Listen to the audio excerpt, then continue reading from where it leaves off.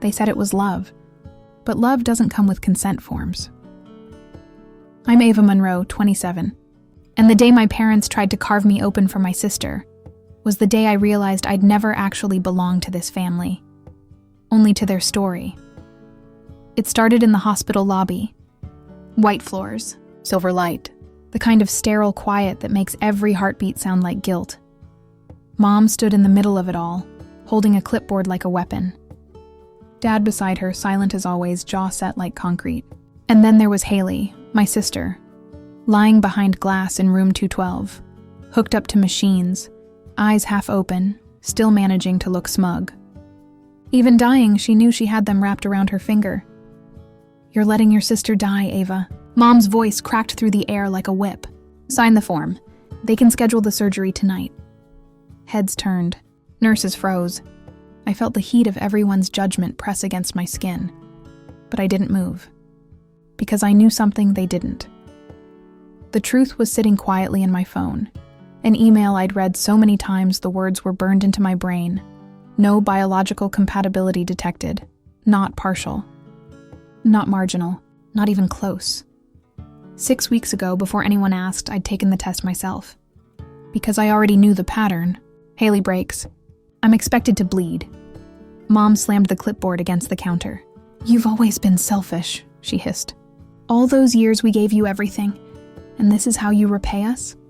I almost laughed. Everything? Try control. Try silence. Try fear dressed as family. Behind her, Dad finally spoke. Low, flat, measured. "Enough, Carol. If she won't help, she's not our problem anymore. Our." As if that word ever included me. I met his eyes, steady. "You mean I was only ever your solution?" Something in his face cracked, then sealed again, like a door you shouldn't open twice. I bent down, picked up the pen from the floor, and set it gently on the counter between us. "You can't sign away what isn't yours." Mom's hand shook. "Ava, please. She's your sister." "No," I said softly, almost kind. "She's your weapon." The silence after that wasn't peace. It was suffocation. Every sound in the lobby disappeared until it was just my pulse and the hiss of the air vents. Through the glass, Haley smiled. That same crooked, cruel smile she used to give me when no one else was looking. The one that said, "I own you." Not anymore. I turned, walked away. Not fast, not dramatic, just steady. Each step felt like breaking a chain I didn't know I still wore. At the end of the corridor, I stopped. The clock above the elevator read 10:38 a.m. I remember because that was the minute I stopped being their daughter. I found an empty chair near the vending machines, opened my phone and reread that email again, just to remind myself I wasn't crazy. The subject line, National Donor Match Results. The sentence that saved me. No biological relation found. I could have kept it buried, could have walked out and never looked back. But I wanted the truth to breathe, out loud in daylight, so I hit forward. To Dr. Wesley, head of transplant surgery. Subject, request for file confirmation. CC, Laura King, my attorney, because I knew exactly how far my parents would go once they realized I'd stopped obeying. I typed one line before sending it. "You cannot donate what you do not share." Then I pressed send. My fingers didn't tremble. Not anymore. When I looked up, Mom was still there at the far end of the hall, clutching that clipboard like a lifeline she didn't deserve. Dad beside her, expression carved from stone. Neither followed me. Maybe they couldn't. By the time the elevator doors closed, I felt something strange, weightless, dangerous. Freedom, the kind that comes right before the fall. I should have known it wasn't over. Truth never ends quietly, because as soon as the elevator hit the ground floor, my phone buzzed. "Dr. Wesley, need to discuss discrepancy in your file. Can you come to my office immediately?" My stomach tightened. "Discrepancy? What discrepancy?" I texted back, "On my way." When I stepped into his office, he looked different. Too careful. Papers spread across his desk. Monitor turned halfway toward me, the air thick with something unsaid. "Ava," he began, voice calm but heavy. When was your last genetic screening? I blinked. The donor test. 2 months ago. You have the results. He hesitated, tapped the monitor. That's the problem. The system shows 2 sets of genetic data, yours and Haley's, and they don't align. At all, I frowned. You mean I'm not a match? He looked at me, eyes narrowing. No, Ava, I mean, you're not biologically related. He didn't have to repeat it. The words hung there, sterile and electric. You're not biologically related. Everything in the room tilted. The hum of the fluorescent lights, the faint hiss of the air vent, even the tick of the wall clock, all of it pressed against me like static. I don't understand, I said finally. There has to be a mistake. Dr. Wesley turned the monitor so I could see. 2 charts, 2 DNA maps that should have shared familiar threads of color. They didn't, not even close. We verified it twice, he said. I'm sorry, 6 words, 6 detonations. My whole life cracked clean down the center. For a moment, I waited for the punchline, some medical glitch, some explanation that would put everything back where it belonged. But there wasn't one. It wasn't a match error. It was my reality. I wasn't their daughter. I was their donor prospect. I left his office with the printouts in my hand, my legs carrying me on autopilot through the hall. Every sound, the ring of a phone, the roll of a gurney, hit like thunder inside my skull. Mom's number lit up my phone. I didn't answer. At the far end of the corridor, a window looked out over the parking lot, sunlight cutting the cars into silver fragments. I pressed my forehead to the glass.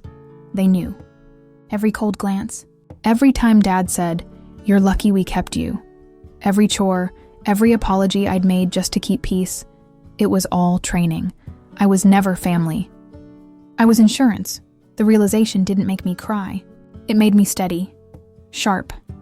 If everything they'd built was a lie, then I was free to burn it down.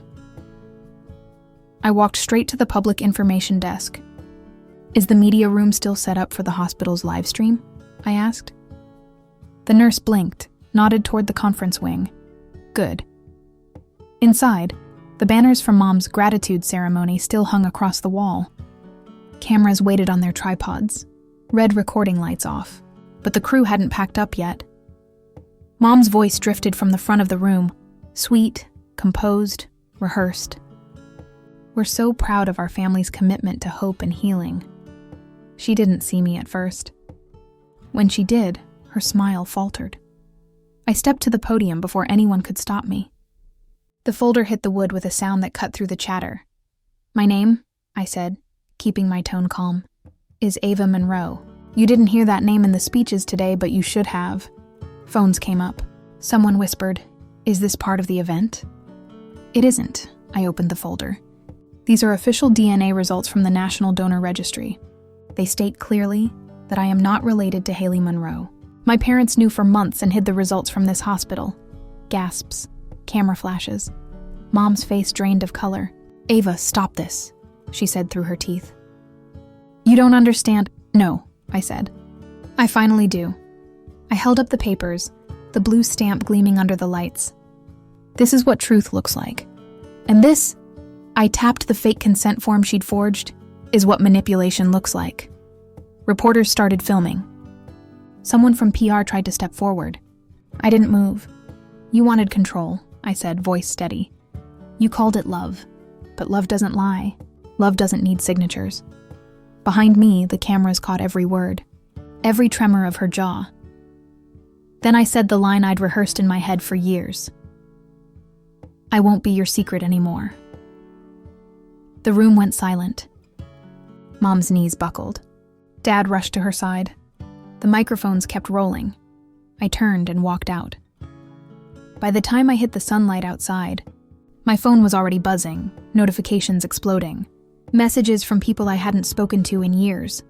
Laura, my attorney, called first. "You just exposed everything," she said. "Good," I told her. "Let them see what love looks like when you pull the mask off." For the first time, I breathed without permission. The city outside the hospital was alive. Cars honked, people hustled, unaware that one family's walls of lies had just crumbled inside those white halls. I walked past the glass doors, folder still in hand, and for the first time in years, the air felt mine. Not borrowed, not controlled, mine. My phone buzzed again. This time it wasn't Laura. It wasn't a news alert. It was messages from strangers, people who had followed my story on social media for months, whispered through comment threads, their own voices trapped under fear or shame. I thought I was alone. You showed me I can say no. You made me realize they were lying too. I sat on the concrete ledge outside, heart hammering. Each message a small lifeline, a reminder that my voice wasn't just mine. It was shared, contagious, powerful. And yet, even with all that, I couldn't shake the shadow of the lobby. Mom's shouting, Haley's smile. The smell of antiseptic clung to me like guilt I never earned, but I refused to let it settle. I opened the folder again. Each document, each signature, each stamp, they weren't just papers. They were armor, proof that I existed on my own terms. The hospital's legal office called later that afternoon. Calm voices, almost apologetic. "Miss Monroe," one said, "the tests confirm your liver was never a viable match. Not partial, not marginal. Even if you had agreed, it wouldn't have worked." I laughed. Not from humor, from the brutal irony, all the manipulation, all the screams, all the nights I wondered if I could ever make them see me. For nothing, because it had never been about saving Haley. It was about owning me. By evening, the story had blown up online. Headlines everywhere. Daughter exposes consent forgery and organ donation scandal. Hospital faces investigation after parent deception revealed. And my name, Ava Monroe, was finally mine to claim. No parent, no obligation, just me. I didn't watch the comment sections. I didn't need the applause or outrage. This wasn't about performance. This was reclamation. The next morning, I walked to my old room in the house I'd left behind. Nothing had changed, same walls, same floor, same memories. But I picked up an old photo frame, one of those perfect family smiles they'd staged for social media. My younger self, smiling, hair pulled tight, shoulders tense, Haley next to me, already wearing her crown of superiority, and my parents behind us, smiling like gods who demanded obedience. I didn't break down. I didn't cry. I studied it, like a historian tracing the patterns of manipulation. I wasn't angry. Not really. I was free. But freedom is strange. It's quiet. It's sharp. It's the pause after a scream, the calm after the storm. That evening, a text lit my screen. Unknown number. "Hi Ava, I saw your story. I'm 17. I'm adopted too. They tried to force me into things I didn't want. And I didn't know I could say no either. You showed me I could. Thank you." I stared at it. Choice. For the first time, I realized what I had been fighting for all along. Not revenge, not justice, not even recognition. Choice. I set the phone down and looked out the window. The city was alive below me, buzzing and unaware. And I was alive too.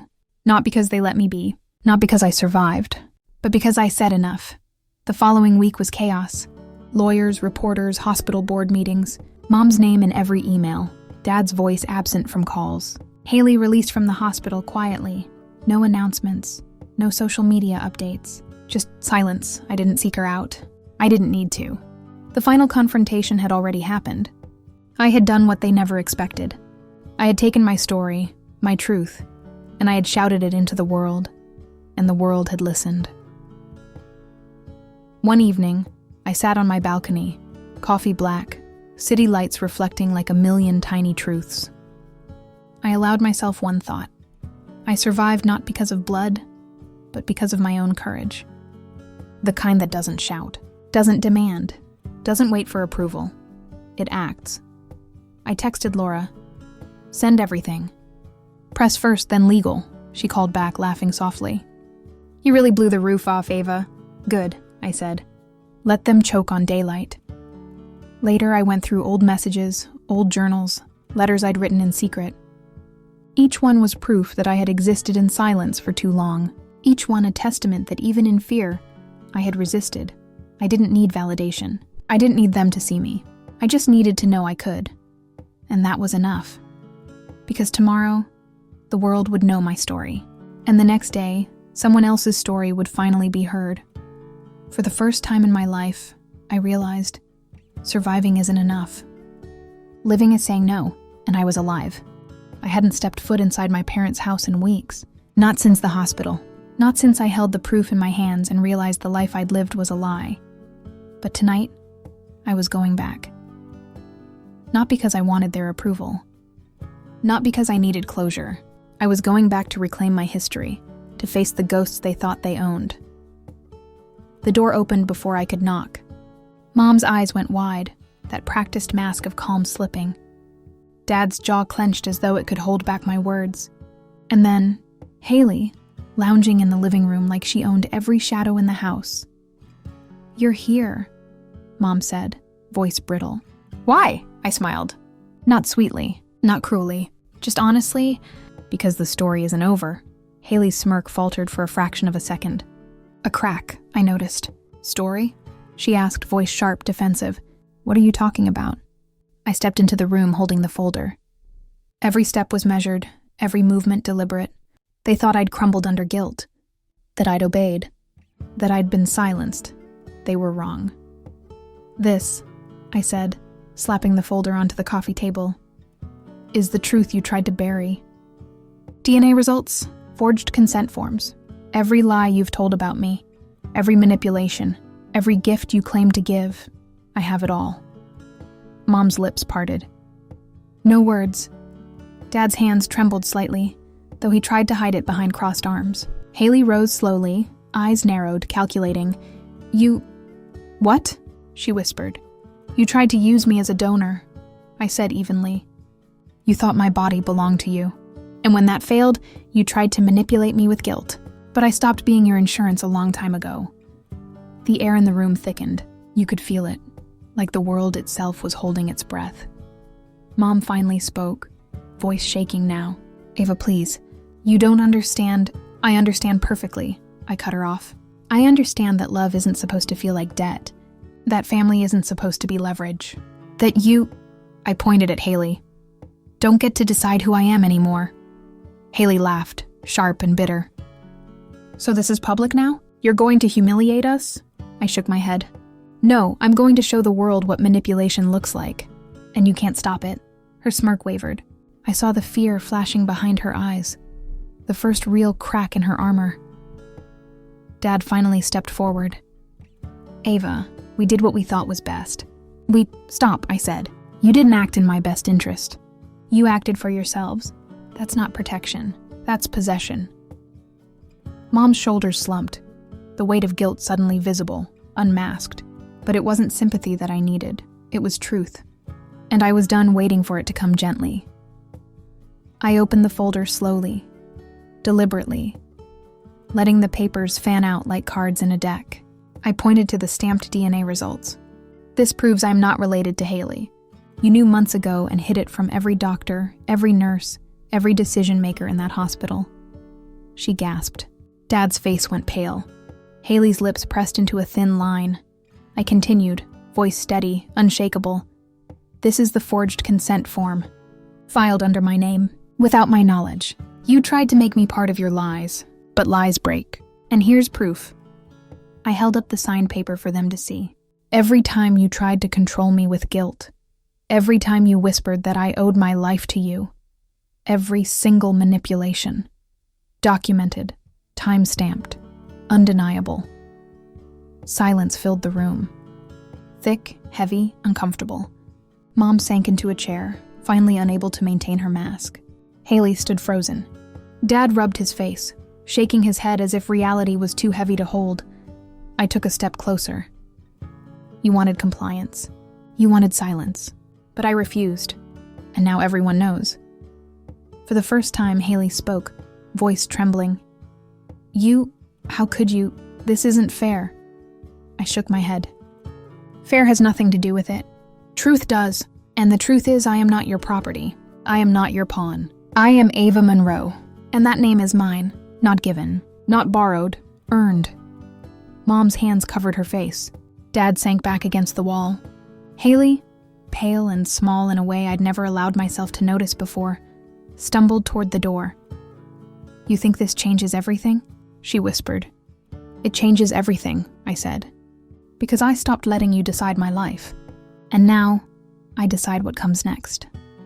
I gathered the folder, still open, and walked past them. Each step echoed like judgment. I didn't look back. Not once. Outside, the night air was cool, almost intoxicating. I breathed in deep. My chest didn't ache anymore. The fear, the obligation, the silent chains, they had all fallen away. I sent Laura a quick text. Everything's documented. We move tomorrow. Because the world hadn't seen the final proof yet. The press, the hospital, the public, they were all about to see it. And I was finally ready. No guilt, no fear, no whispers of obligation. Just freedom, just Ava. The next morning, the sun had no mercy. It lit the city like a spotlight, reflecting off glass towers, cars, every surface I passed. And it shone on me too. Ava Monroe, alive, unbroken, no longer a secret. I stepped into the hospital's media room once more. The crew was already set up, cameras pointed at the podium where my parents had once tried to dictate my story. But today, the story was mine. I placed the folder on the podium. Every page, every stamp, every forged signature, proof of everything they had tried to hide. The room buzzed with quiet anticipation. Reporters shifted, cameras adjusted, microphones lifted. I inhaled.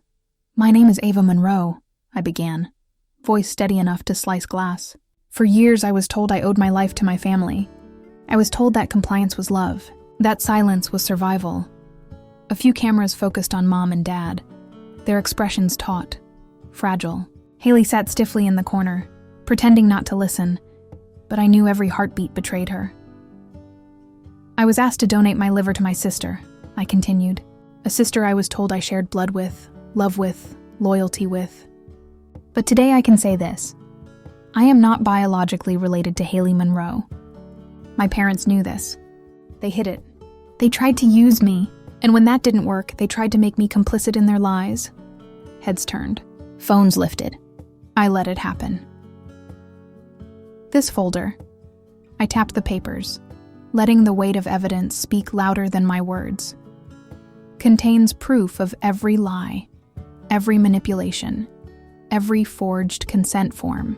I am not their property. I am not Haley's insurance policy. I am Ava Monroe, and that name is mine, by choice, by truth. The first flashbulb went off, then another. The reporters leaned in, hungry for every detail. A voice from the back shouted, "Do you want revenge or justice?" "Neither," I said, my voice calm, controlled. "I want truth, and I want silence to stop being the weapon my family used against me." Mom tried to speak, to explain, to regain control. But the room was no longer theirs. The proof was louder than her excuses. Haley's knees buckled ever so slightly. She looked small, exposed. For the first time, her smirk was gone. I closed the folder gently. I am not asking for forgiveness. I am not seeking applause. I am reclaiming my story. And I am here to tell anyone who has ever felt erased by the people who were supposed to protect them. Your voice matters. Your life matters. You are allowed to say no. You are allowed to exist. The room erupted in questions, flashes, scribbled notes. I didn't flinch. Later that day, I sat on my balcony, coffee in hand, the city humming below. The legal team had confirmed everything. The hospital had opened an ethics investigation, forged consent forms had been flagged, and my story was trending worldwide. Haley? Discharged quietly. No press releases, no Instagram sermons, just silence. The kind that comes when control finally slips through your fingers. Mom and Dad? The emails and calls were polite, almost apologetic, but empty. I didn't need their validation. I had proven one thing. Truth doesn't need permission. A notification blinked on my phone. Unknown number. "Hi Ava, I saw your story. I'm 17. I've been trapped in lies and silence too. You showed me I could say no. Thank you. You gave me something I didn't know I could have. Choice." I smiled. That was the reward. No apology, no news headline, no legal action could ever replace. I had given myself permission to breathe, to live, to exist on my own terms. I looked down at the city lights beginning to blink on as evening fell, and for the first time in my life, I felt complete. not because I'd defeated them. Not because I'd exposed every lie, but because I had finally taken my voice back, because I had finally taken my life back. And that is something no one, no lie, no manipulation, no blood, could ever take from me again. Ava Monroe. Mine by choice, mine by truth. The last text of the night pinged. Another stranger, another story, another life about to be changed. I typed back simply, "You are not alone. Speak, be heard, live." And for the first time, I realized my story wasn't just about me. It was about everyone who had ever been told they didn't belong, and the world finally listened.